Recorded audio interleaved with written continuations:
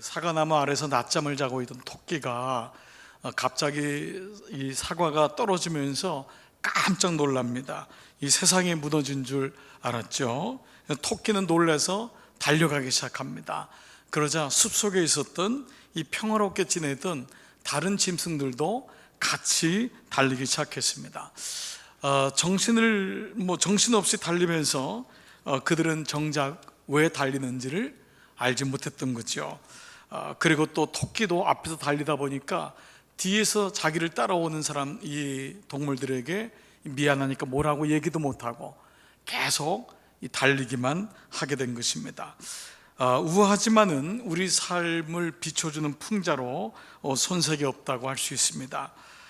이 땅을 살아가면서 하나님 안에서 자기 자신을 깊이 돌아보고 자기 자신을 살아가는 이거 참 쉽지 않죠.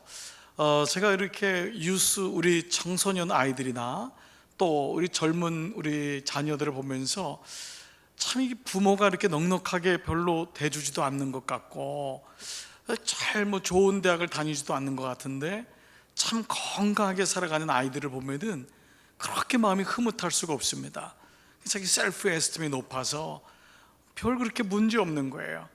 누가 그렇게 보는 것 때문에 그것 때문에 힘들어하거나 자기 처지에 대해서 낙심하거나 이러지 않고 그냥 하루하루 열심히 묵묵히 살아가는 그 아이들을 보면은 그 어른이 우리가 봐도 참 마음에 참 기쁨이 되고 참 대견스럽습니다.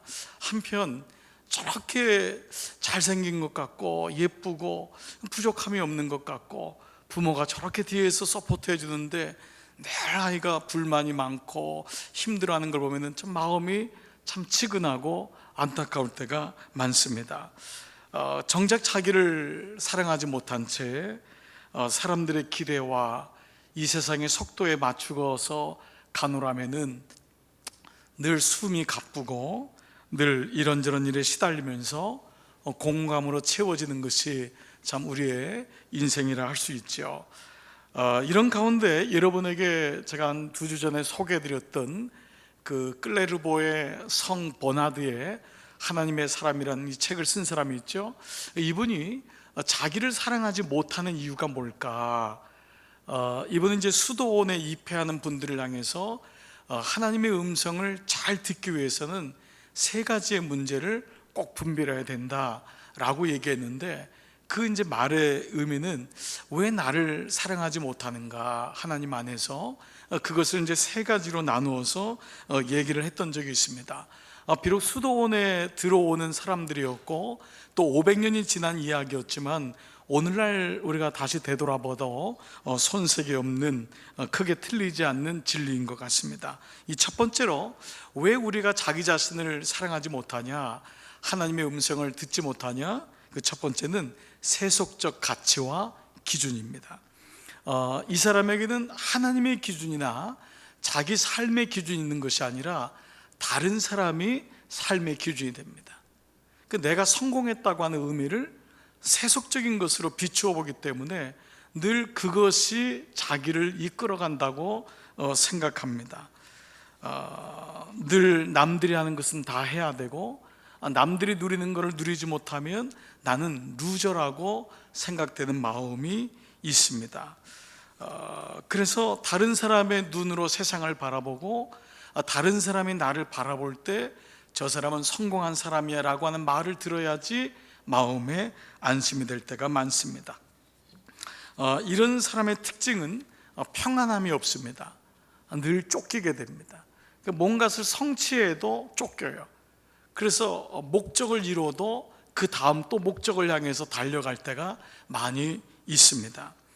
2번째는 무엇이 우리 스스로를 사랑하지 못하게 하냐면 천박한 호기심이라고 했습니다. 이 사람은 자기의 내면을 보기보다는 늘 눈과 귀를 온통 바깥을 향해서 열어놓고 삽니다. 다른 사람이 나를 뭐라고 하느냐가 더 중요합니다. 그리고 늘 다른 사람의 이야기에 흥분을 느낍니다. 세상의 뉴스나 다른 사람 이야기에 관심이 많습니다. 하루를 시작하면은 먼저 자기를 바라보거나 하나님을 생각하기보다는 전날 밤의 뉴스가 무엇이 있을까? 그것을 먼저 클릭을 해야지 마음의 안심이 될 때가 많습니다. 겉으로는 정보에 빠른 것 같지만은 이것은 필요하거나 유익한 정보는 거의 없습니다. 이들의 특징은 쉽게 권태와 공허감에 빠집니다. 상대를 향한 천박한 호기심은 정말 그 사람을 향한 사랑과 필요한 것을 놓칠 때가 많이 있습니다.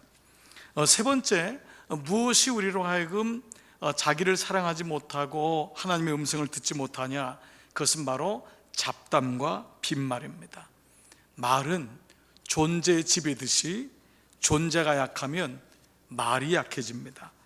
그들은 누군가의 말에 맥락을 살피거나 그들의 말을 성찰하지 않습니다. 그래서 들은 것을 아무 생각 없이 빠르게 전하는 데 일조합니다. 당연히 참된 인식이나 성찰은 없고 상대방을 향한 배려는 없습니다. 그럴 수 있겠구나 생각하는 것이 아니라 그런 사실을 전하기 바쁩니다. 그래서 그의 말에는 신뢰가 없고 진정성이 없습니다. 그래서 이들의 특징은 공동체나 상대의 마음속에 금이 가게 하는 것에 일조할 수 있습니다. 사실 이것은 버나드가 그 공동체 수도원에 들어오는 사람에게 얘기한 것이지만은 사실 우리들의 모습과 별반 다르지 않습니다. 우리의 모습이기도 합니다. 저도 이 책에서 이 내용을 가만히 이 사람의 말을 묵상하면서 그랬구나, 또 그럴 수 있구나, 또 그렇게 살아가는 모습이 내 모습이구나라는 것을 보게 됩니다. 요즘 세상은 더 그렇죠. 무방비로 세속의 가치들이 들어옵니다. 내가 원해서 그것을 선택하는 것이 아니라 24시간 틀어져 있는 뉴스를 통해서, 광고를 통해서, 드라마를 통해서, 영화를 통해서 끊임없는 세속적인 가치가 내 안에 들어오게 됩니다. 24시간 쥐고 있는 핸드폰에 있는 유튜브에는 수많은 정보들, 옳고 그른 것이 가려지 아니한 수많은 정보들이 들어오게 되고, 그 밑에는 수천 개의 천박한 댓글들이 달리기도 하고, 그것이 말도 안 되는데 수십 명이 그것을 보는 것을 보면서 사람들의 마음은 흠칫 놀라기도 합니다. 정말 그런 것인가? 그리고 그것을 또 퍼나르는데 일조하는 모습을 보이게 됩니다. 전체를 보지 못하기 때문에 그저 옮기는 역할을 하게 되는 이 모습은 결국 이 땅을 살아가는 오늘 사람들의 자화상이라 할 수 있습니다. 무엇보다 이 세 가지를 버나드는 하나님의 음성을 듣지 못하게 한다고 하니 우리의 삶을 한번 다시 보게 됩니다. 이런 가운데 오늘 우리가 읽었던 본문은 여러분들이 잘 아는 선지자 엘리야에 대한 말씀입니다. 엘리야 하면 떠오르는 사람이 다니엘처럼 탁월함입니다. 비범한 사람이죠. 한 시대를 하나님의 음성을 듣고 살아갔던 하나님의 사람입니다. 그러니까 정말 성령 충만했던 하나님의 사람이죠. 그렇지만 정말 그의 일상은 그랬을까? 그의 일상은 정말 비범하고 늘 하나님하고 교제하고 늘 성령 충만했을까라는 것입니다. 물론 우리는 선지자 엘리야 하면 떠오르는 것이 그 바알과 아세라를 섬겼던 그 이방 선지자들 850대 1로 싸워서 이겼던 그 장면입니다. 그런데 그것이 열왕기상 17장에 나오는 반면에 금방 이어지는 것은 여러분이 오늘 읽었던 18장과 19장의 사건입니다. 당시 아합 왕의 왕비였던 이 이세벨, 이방 여자지요. 우상 숭배했던 이 여자가 분노합니다. 그래서 그렇게 이 엘리야를 미워하고 시기하고 그 엘리야를 죽이기로 결심합니다. 그래서 사신을 보내죠. 사신의 소식을 듣고 엘리야가 도망가게 되는 건데, 이 사신으로 번역된 히브리 말은 시프하라고 하는 말인데, 이 사신은 어린 요종입니다. 시프라는 단어는 근삼 메신저, 사신이 아니라 아주 어린 여종을 보낸 것입니다. 그런데 놀라운 일이 생긴 거예요. 이 여종의 얘기를 듣자마자 이 하나님의 사람 엘리야가 즉시로 밤새도록 광야로 도망갑니다. 아예 자기 사화는 입구에 놔두고 자기는 죽으려고 작정했는지 더 깊은 광야로 들어갑니다. 며칠 숨어 있다가 견디지 못하니까 결국 거기서 죽기를 자청합니다. 우리가 이 본문에서 깨닫는 것이 있습니다. 세상에서 들려오는 소리는 생각보다 무섭습니다. 이세벨이 엘리야를 죽이겠다고 한 것은 한 번, 두 번이 아니었습니다. 그러나 그것이 계속되면서 엘리야의 영혼은 위축되기 시작합니다. 세상과 권력, 정치, 사람의 소리는 하나님의 음성을 막을 만큼 위력이 있습니다. 때로 하나님이 보여야 되는데 사람이 보일 때가 너무 많습니다. 고난이 오면은 고난 가운데서 주님을 바라봐야 되는데 고난에 눌려서 내 영혼이 숨조차 쉬지 못할 때가 많이 있습니다. 무엇보다 이세벨이 보낸 이 시푸하, 어린 여인, 어린 계집종 아이의 천박한 호기심은, 또 그의 말은 엘리야를 광야로 몰아낼 만큼 위력이 있었던 것 같습니다. 죽음을 자초할 정도로 이 여종의 어린 아이를 통해서 엘리사의 마음에는 깊은 자국이 남습니다. 날카로운 칼은 몸에 흉한 상처를 남기지만, 흉터를 남기지만 날카로운 말은 마음에 깊은 상처를 남긴다라는 말이 있지 않습니까? 이 작은 여종의 말에 하나님의 사람 엘리야가 흔들립니다. 그리고 여러분 아시는 것처럼 로뎀나무 밑에서 극적으로 이 엘리야는 살아나게 되죠. 그리고 엘리야는 40주 40야 40일을 걸어서 하나님의 산 호렙에 이릅니다. 예나 지금이나 산은 영험하다고 생각했던 것 같습니다. 그리고 호렙산은 모세가 하나님 만났던 전형적인 하나님의 성지였기 때문에 많은 하나님의 사람들은 어려움이 있을 때 호렙산에 가서 기도했어요. 거기서 하나님의 음성을 듣고 거기서 다시 일어나야 되겠다는 마음이 있었던 것 같아요. 엘리야는 하나님의 음성을 듣지 않고는 도무지 이 위기를 이길 수가 없었던 거예요. 그렇게 성령 충만하고 3년 6개월 동안 비가 오지 않았던 땅이 엘리야가 기도하면 비가 올 정도로 그는 하나님의 능력을 경험했는데, 어린 여종 말의 하나에 움직이는 이 자기 자신을 보면서 다시 하나님을 만나기를 원했던 것 같아요. 그래서 호렙산에 도착을 합니다. 여러분들 중에도 아마 이러한 어려움을 당했을 때 나는 정말 하나님 없이는 살 수가 없어, 정말 하나님 만나야 되겠어. 때로 여러분 중에는 잘 예수님을 오래 믿지 않은 분 중에도 하나님을 만난다는 게 무엇인가, 정말 하나님의 음성을 듣는다는 게 뭘까, 그래서 그런 마음에 한 주간 금식을 하기도 하고, 어떤 분은 작정 기도를 하기도 하고, 사업이 어려울 때나 몸에 원하지 않는 문제가 있을 때, 자녀들의 문제가 꽉 막혔을 때 부모가 일을 놓고 작정하고 기도할 때도 적지 않습니까? 이렇게 우리가 기도하는 모습이 바로 이 모습이라 할 수 있어요. 저도 제가 이 엘리야의 말씀을 보면서 이게 이해가 갑니다. 얼마나 하나님의 음성이 절실했겠어요. 하나님 살아계심을 보여줘야지 갈 수 있습니다. 목회 초년 때에 기도원들을 참 많이 갔던 것 같습니다. 신학교만 졸업한다고 목회가 되는 게 아니고, 막상 시골에 내려가니까 너무 어려워서 정말 하나님 만나고 싶어서 청계산 기도원, 주변에 여러 기도원, 삼각산 기도원 이런 데를 갔었어요. 그때는 가면은 꼭 우리 선배님들이 뭐라고 했냐면 소나무 하나를 뽑고 내려가야 된다 그랬어요. 그래서 소나무가 있는데 가서 꼭 기도했습니다. 소나무를 붙잡고 그걸 밤새도록 흔들면서 기도했어요. 왜냐하면 밤에는 너무 무서워요. 정말 새벽에는 이 날짐승들이 오는 게 두렵고 하니까, 또 이게 졸다가 떨어질 수 있으니까 그 나무를 붙잡고 기도하면은 꼭 다음날 아침에 물어봐요. 나무를 뽑았냐고. 그 말은 응답받았냐고. 그런데 그때 제가 붙잡았던 나무는 너무 큰 나무를 붙잡았던 것 같아요. 아무리 흔들어도 제가 흔들리지, 나무가 흔들리지 않는 거예요. 그래서 하나님의 응답을 못 받고 내려왔던, 못 받은 게 아니었는데 그때는 그렇게 생각할 정도로 절실한 마음을 가지고 기도했던 기억이 있어요. 이 엘리야의 절박감이 여러분 삶에 한번 대조해 보면 이해가 될 것 같아요. 얼마나 답답하면은 하나님 살아계신 것을 보여달라고, 이 아이에게 하나님 좀 보여달라고, 이런 마음의 절박감이 있는 거죠. 자, 그럴 때 9절에서 하나님이 기도 굴 속에 있는 엘리야에게 이렇게 말씀하세요. 9절 같이요, 시작. 엘리야는 거기에 있는 동굴에 이르러 거기에서 밤을 지냈다. 그때에 주님께서 그에게 말씀하셨다. 엘리야야, 너는 여기에서 무엇을 하고 있느냐? 이 상황이 이해가 되시죠? 그 기도 동굴 속에서 밤새도록 기도한 거예요.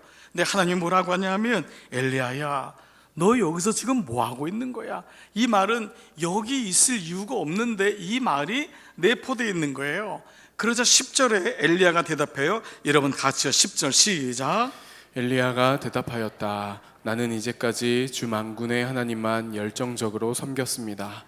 그러나 이스라엘 자손은 주님과 맺은 언약을 버리고 주님의 제단을 헐었으며 주님의 예언자들을 칼로 쳐서 죽였습니다. 이제 나만 홀로 남아 있는데 그들은 내 목숨마저도 없애려고 찾고 있습니다. 자, 여러분 이 말에는 그동안의 엘리야의 여정이 다 들어가 있는 거 아니에요? 하나님, 내가 이렇게 하나님만 바라보면서 애쓰고 살았는데 지금 내 모습이 뭡니까? 지금 나 왜 이렇게 약해 있죠? 그러니까 주님의 살아계심을 좀 보여주세요. 내가 그래서 이렇게 호렙산에 작정하고 여기 온 것입니다. 그 주님 평상시에 보여줬던, 그 이전에 보여줬던 그 위엄과 주님의 살아계심과 능력을 보여주세요. 그럼 내가 다시 내가 850대 1로 싸워서 이길 수 있지 않냐고, 다시 내가 그런 힘을 달라고 하는 게 이 마음인 거예요. 그런데 하나님은 엘리야에게 산 위에 서라고 하시면서 이렇게 말씀하셔요.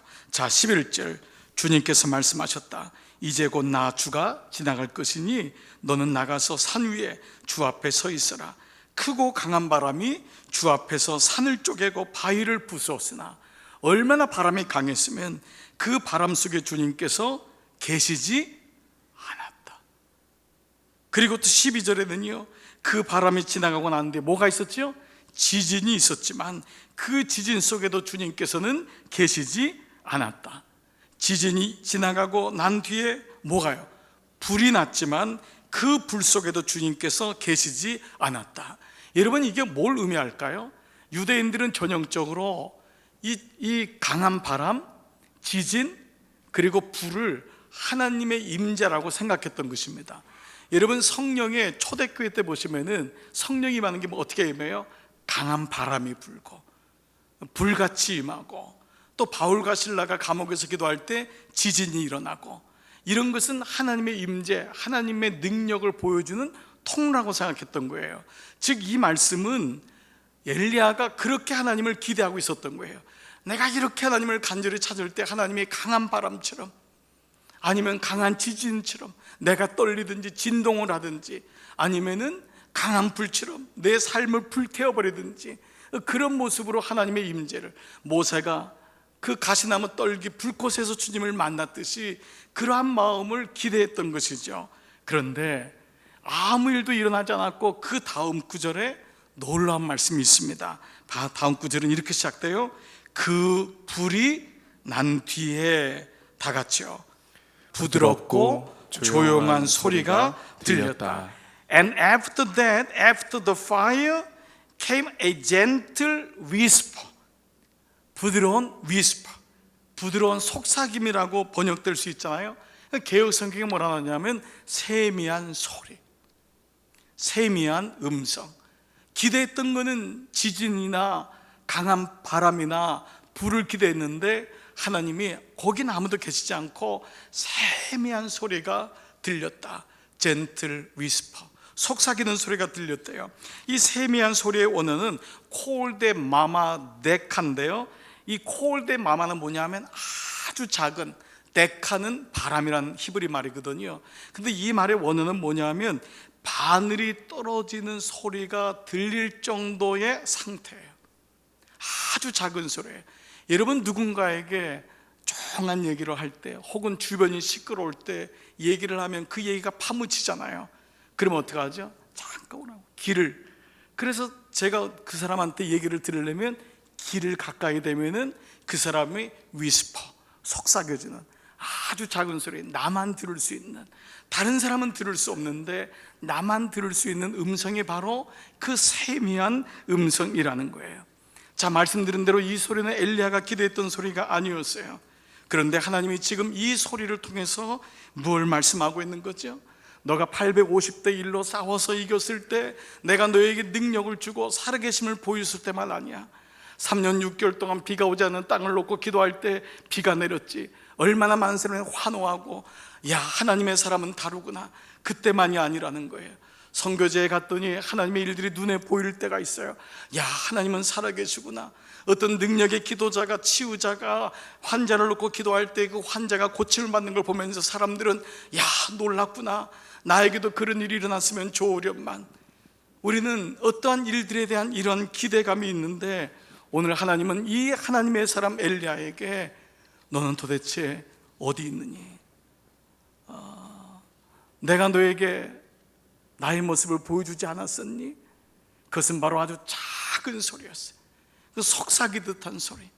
그리고 나서 하나님은 엘리야에게 뭐라고 말씀하시냐면, 이제는 내가 왔던 길을 돌아가서 너의 삶의 연장인 다메섹으로 가라.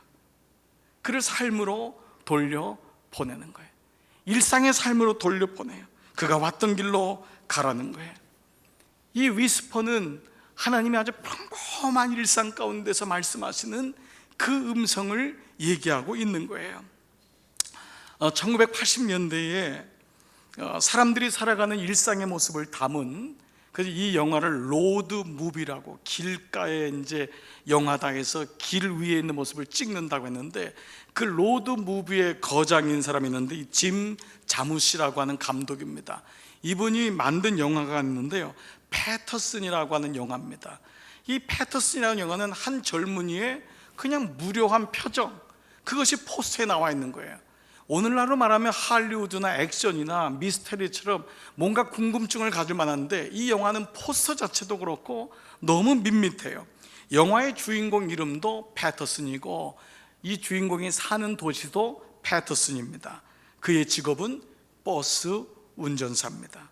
그의 삶은 반복의 연속이에요.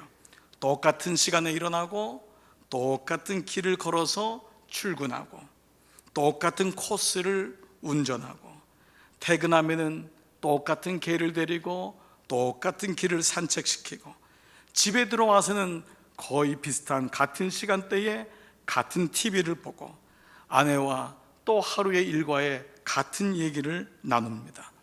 이 영화가 첫날 반복되고, 둘째 날 반복되고, 셋째 날 반복됩니다. 참을성 없는 분은 이 정도 되면 다 졸기 시작합니다. 그런데 영화는 음악도 잔잔해요. 그냥 일상이 들어가고 있는 거예요. 그런데 사람들은 빠져들어가기 시작해요. 그러면서 깨닫게 돼요. 아, 이 영화는 이렇게 끝나겠구나. 근데 그때 모든 관객들의 마음속에 어떤 생각이 들었냐면, 뭐가 발견되냐면, 똑같은 하루가 조금씩 다르다는 것을 깨닫게 됩니다.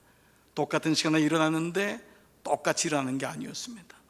똑같은 코스의 버스를 모는데 똑같은 사람이 타는 게 아니었습니다. 사람들의 표정도 달랐고 인사하는 것도 달랐습니다. 개를 산책시키는 풍경도 가만 보니까 첫날과 둘째 날이 다르다는 것을 보게 되었습니다. 아내와의 얘기도 똑같은 얘기인 줄 알았는데, 그저 반복되는 그냥 일상의 얘기, 똑같은 건조한 얘기인 줄 알았는데 다르다는 것을, 조금씩 톤도 다르고 다른 것을 알게 되었습니다. 그런데 그 사이에서 패터슨은 틈틈이 시를 써내려갑니다.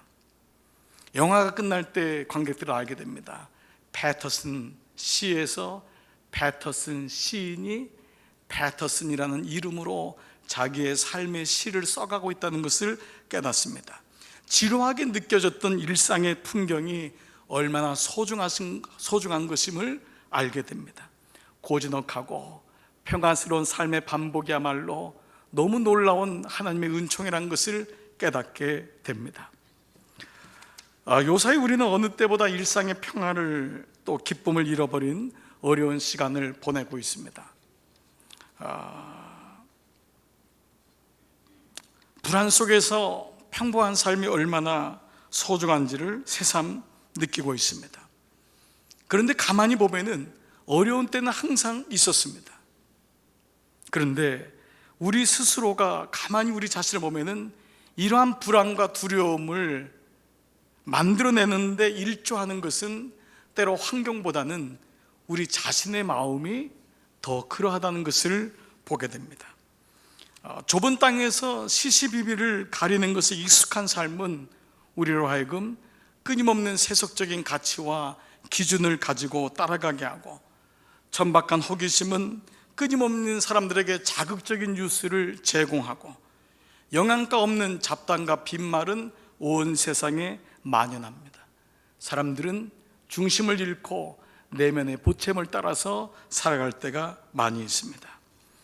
지금 내가 서 있는 일상의 자리는 남다른 재미가 없다 해도, 조금은 지루하게 느껴진다 해도, 때로는 너무도 치열해서 바쁘고 어떻게 시간이 가는지 모를지라도, 모든 일상의 자리는 주님이 주시는 축복의 장소라는 것입니다.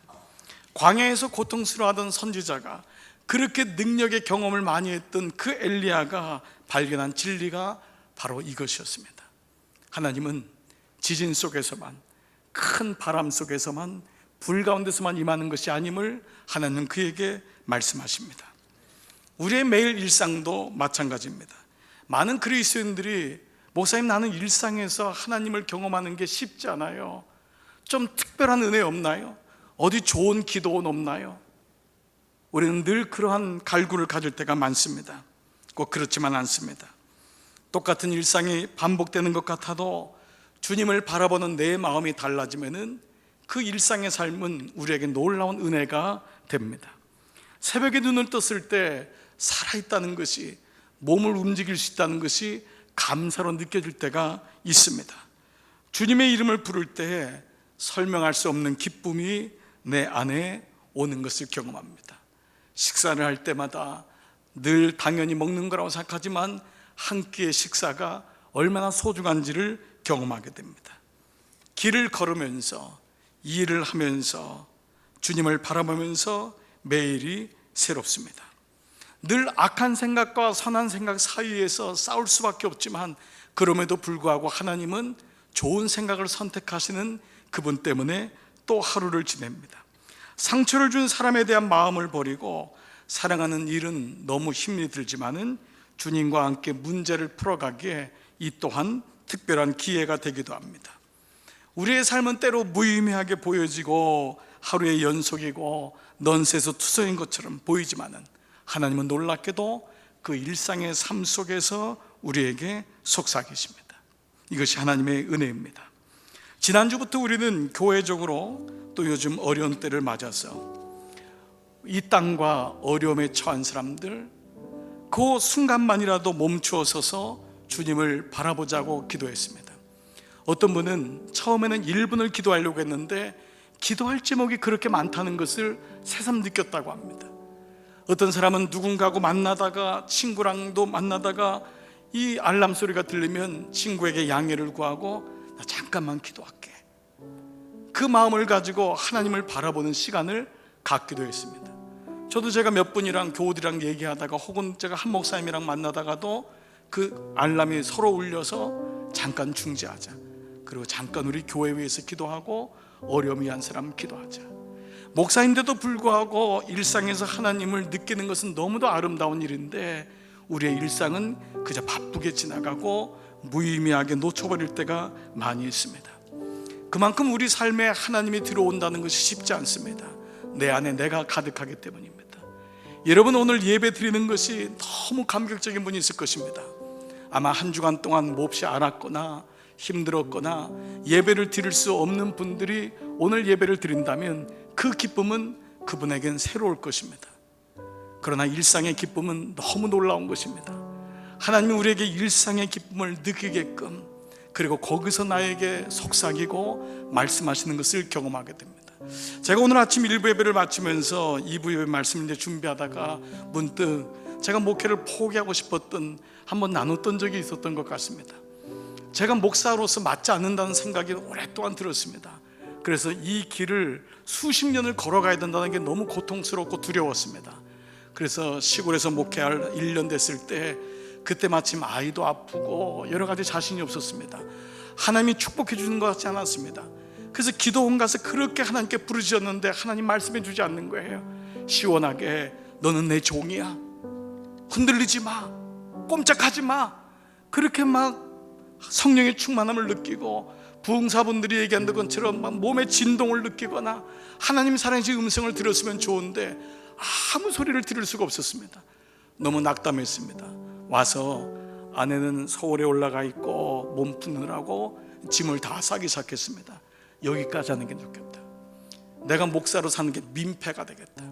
나 자신도 하나님의 확신이 없는데 내가 어떻게 이 수십 년의 목회 생활을 할 수 있는가? 그 마음이 들어서 아예 처음에 여기서 그만둬야 되겠다. 짐을 싸니까 가방이 한 두세 개가 나오더라고요. 밤에 가려고 하니까 너무 동네 사람들한테 창피하고 나중에라도 밤에 도망갔다는 말은 듣고 싶지 않아서 아침에 이제 해가 떠서 나오는데 그날 성전에 들어가서 그래도 하나님한테 인사는 드리고 가야 되겠다는 마음이 들어서 밖에다 짐을 넣고 성전에 들어갔습니다. 성전에 들어가서 하나님 그동안 감사했습니다. 신학하게 했던 거 감사하고 요만큼 오게 한 거 감사합니다. 근데 나 여기까지입니다. 그래도 여기까지 저를 보게 하신 거 감사합니다. 그리고 이제 하나님 앞에 이제 인사드리고 나오려고 하는데 지난 시간이 주마등처럼 확 지나가는 거예요. 너무 마음속에 그냥 울음이 터지는 거예요. 어떻게 뭐 감당도 안 되고 왜 하나님 나에게 살아계신 말씀을 보여주지 않냐? 너 목회해라 이 음성 좀 들려달라고 그렇게 기도했는데 들려주지 않는 거예요.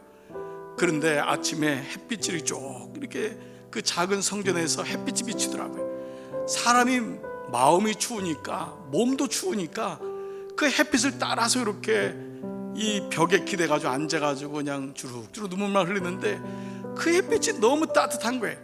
근데 사람이요 햇빛을 따라서 움직이더라고요. 햇빛이 이렇게 오니까 또 옆에 가서 한참 울다가 또 햇빛이 오니까 또 울고 그 햇빛도 그렇게 원망스러운 거예요. 평상시에 좀 비춰주지 이렇게 다 끝나고 가려고 하니까 아 그렇구나. 그런데 원 없이 울었어요. 원 없이 울고 둘둘 털고 일어났어요. 일어나서 성전문을 나왔는데 가방이 있는 거예요. 근데 이 가방이 누구 건지 기억이 안 나는 거예요. 이 가방이 누구 거지?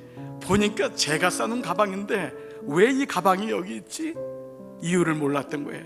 이제 생각해 보니까 제가 아침에 들어갈 때 그렇게 하려고 했던 그 시간이 무려 5시간 정도가 진행됐던 것 같아요. 그 점심때까지 계속 그 안에서 울었던 거예요. 하나님의 음성은 들리지 않았는데 놀랍게도 하나님은 이 위스퍼 소리 없는 소리처럼 하나님은 그렇게 저에게 말씀하고 있었던 거예요.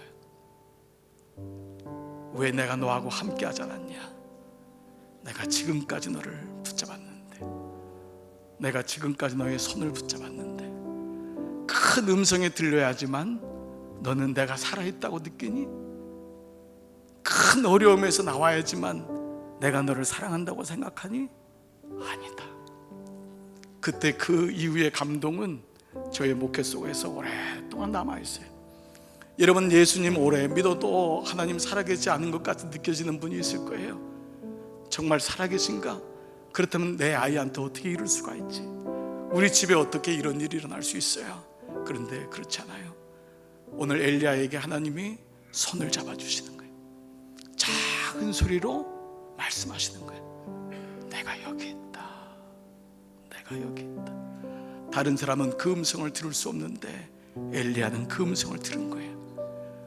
하나님의 삶은 가장 놀라운 영성은 일상의 영성입니다. 여러분 선교사가 아니라도 남들처럼 성령 충만한 사람이 아닐지라도 여러분 염려하지 마십시오. 하나님은 여러분에게 끊임없이 말씀하시고 끊임없이 손잡아 주시고 함께 하시는 분이신 줄 믿습니다. 2주 전에 말씀드렸던 하나님의 임재 연습을 썼던 로렌스 형제, 그분에 대한 글이 있어서 여러분에게 나누면서 오늘 말씀을 마무리하겠습니다. 그는 위급하게 보이는 때에도 늘 평온했다. 그것은 경이로운 일상의 거룩이었다. 그는 모든 일상은 하나님을 만나는 모든 통로라고 믿었다. 그는 어느 때든지 하나님 곁에 가까이 머물며 그분을 신뢰했다. 그의 삶의 자리는 결코 쉽지 않았지만 그의 삶엔 언제나 기쁨과 평화로 충만해 있었다. 그리고 아무도 그런 그를 함부로 할 수 없었다. 일상은 하나님의 거룩의 통로입니다. 여러분, 일상에서 날마다 세밀하게 말씀하시는 하나님의 음성이 있음을 꼭 기억하시고, 이번 한 주간 세상이 아무리 흉흉해도 여러분의 영혼은 위축받지 마십시오. 누가 뭐라 해도 여러분의 영혼을 건들 사람은 아무도 없습니다. 하나님이 여러분의 영혼을 붙잡고 있습니다. 주님 안에 승리하시기를 주의 이름으로 축복합니다. 이 시간 다 자리에서 한번 일어나셔서요, 같이 한번 이 찬양 고백하면서 주 앞에 나가기를 원합니다. 하나님, 나는 하나님을 예배하는 예배자입니다. 나는 하나님을 예배하는 예배자입니다. 내가 서 있는 내가 서 있는 곳 어디서나 하나님을 예배합니다. 내 영혼 거룩한 은혜를 향하여 내 마음 완전한 하나님 향하여 이곳에서 바로 이 시간 하나님을 예배합니다. 나는 하나님을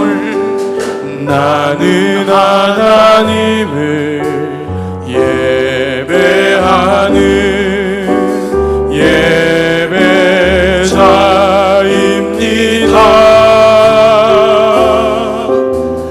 내가 서 있는 곳 어디서나 하나님을 예배합니다. 내 영혼 거룩한 은혜를 향하여 내 마음 완전한 하나님 향하여 이곳에서 바로 이 시간 하나님을 예배합니다. 사랑하는 여러분, 우리가 함께 기도하기를 원합니다.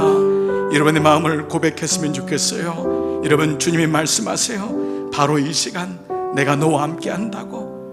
내가 자격이 없는 것 같고 어디가 끝인 것인지 모를 것 같고 마음에 낙심이 있을 때가 많지만 그 엘리야에게 말씀하신 하나님의 음성은 세미한 속삭임이었습니다. 오늘 하나님이 여러분에게 말씀하십니다. 아들아, 딸아, 두려워하지 마라. 내가 옆에 있다. 너가 나의 소리를 못 듣는 것 같지만 내가 너에게 끊임없이 말씀하고 있지 않니?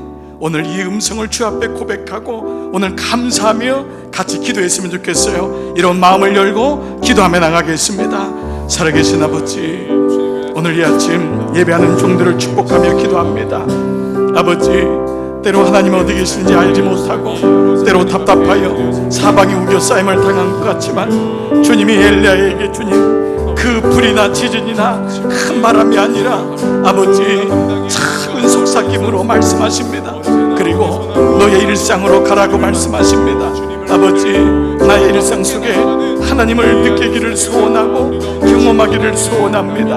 어려운 일이 있고 아픈 일이 있고 힘든 일이 있어도 나는 주님을 늘 안에서 신뢰합니다. 하나님, 나는 주님 안에 주님 주시는 은혜가 있음을 고백합니다. 나의 일상은 하나님 만나는 모든 통로이며 주님, 나는 주님을 바라봅니다. 아버지, 오늘 내 안에 하나님을 바라보는 놀라운 은혜가 임하여 세미한 주의 음성을 듣게 하여 주옵소서. 아들아, 딸아, 내가 너를 사랑한다. 내가 너와 함께한다. 내가 너를 버리지 아니하며 내가 너를 모른 채 하지 아니하며 내가 너의 손을 붙잡고 있단다. 자비하신 아버지, 오늘 이 아침 이 세미한 주의 음성을 듣기를 소원하고 주의 음성의 길을 열기를 원합니다. 세상의 가치가, 세상의 기준이 나를 힘들게 하여도 세상의 수많은 뉴스들이 나를 아무리 흔들어도 나는 주님을 바라봅니다. 주신 놀라운 은혜가 있음을 바라봅니다. 아버지, 오늘 이 아침 예배 나온 모든 종들에게 말씀하시고 한 분 한 분 꼭 붙잡아 주시옵소서. 주님, 내가 요동치 않습니다. 내가 주님을 신뢰합니다. 주님을 바라봅니다. 주의 은혜로 주님 말씀하시고 주의 은총이 모든 종들 가운데 충만하게 임하는 귀한 삶이 저들 가운데 있게 하여 주시옵소서. 주님을 신뢰합니다. 주님을 찬양합니다. 주님 두려워하지 말라, 놀라지 말라. 너의 영혼이 나에게 있음을 기억해. 하루에 3번 아버지께 마음을 모으고 기도하기를 원합니다. 그 마음으로 이기게 하여 주시옵소서. 내 영혼 거룩한 은혜를 향하여 내 마음 완전한 하나님 향하여 이곳에서 바로 이 시간 하나님을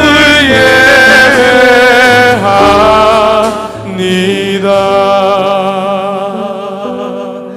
내 영혼 거룩한 은혜를 향하여 내 마음 완전한 하나님 향하여 이곳에서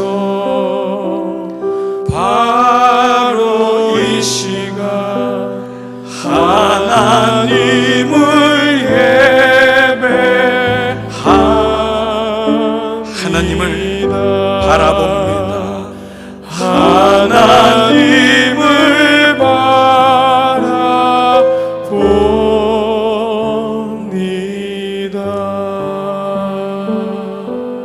하나님 안에서 자기를 깊이 사랑하는 사람은 세상의 소리 때문에 흔들리거나 마음의 상처를 받거나 그것 때문에 도망가거나 그것 때문에 죽기를 자청하지 아니하고 엘리야에게 들려주셨던 세밀한 음성을 듣고 엘리야가 다시 일어났듯이 오늘 사는 종들을 축복하며 기도합니다. 하나님, 내가 너를 사랑한다. 내가 너와 함께한다. 세밀한 음성을 듣고 오늘 이 시간 성전문을 나가게 하여 주옵소서. 바로 이 시간 내가 살아가는 모든 때에 그 일상에서 늘 주님이 가까이 계심을 잊지 말게 하여 주옵소서. 아버지, 교회가 하루에 3번만이라도 주님께 나가 기도하기를 원하는 마음으로 서로 마음을 모으고 있습니다. 이 땅에 하나님의 임재를 다시 경험할 때이고 고통받는 백성들이 어려움에서 이겨나가야 할 때이고 하나님, 내 마음에 기도의 마음을 잊지 않고자 하는 작은 하나님을 향한 거룩의 의지입니다. 오늘 살아가는 종들 한 분 한 분을 꼭 붙잡아 주시옵소서. 이제는 성부와 성자와 성령의 은총이 머리 숙인 모든 종들 위에 이제로부터 영원토록 함께 하시기를 간절히 축원하옵나이다. 아멘.